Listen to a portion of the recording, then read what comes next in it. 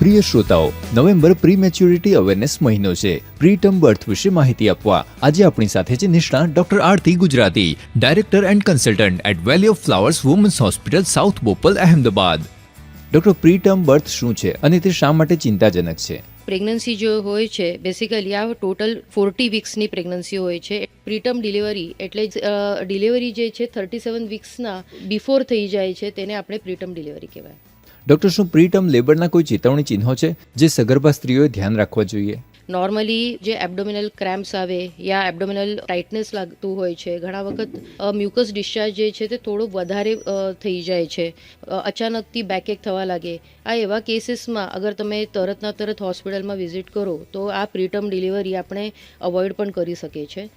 Doctor, પ્રીટર્મ બર્થનું કારણ શું છે?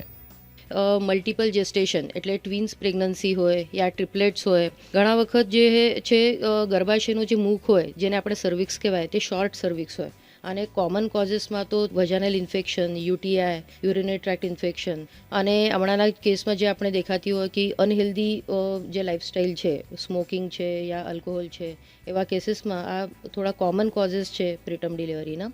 અને એજ રિલેટેડ પણ આ એક બહુ ઇમ્પોર્ટન્ટ ચીજ હોય કે એજ આ બિફોર 17 યર્સ અને પ્રેગ્નન્સી અચીવ કરતા હોય થોડા એલ્ડરલી પ્રાઇમી હોય છે જે 35 યર્સ પછી પ્રેગ્નન્સી અચીવ કરતા હોય એમના પણ આપણે થોડી હાઈ રિસ્ક કેસીસ દેખાતી હોય આ પ્રીટર્મ ડિલિવરી. ડોક્ટર, સગર્ભા માતાઓ જોખમ કેવી રીતે ઘટાડી શકે છે?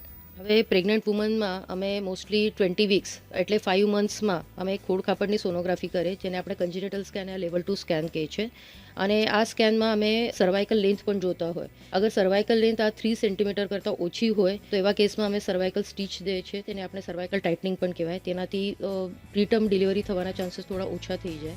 Thank you doctor four being with us.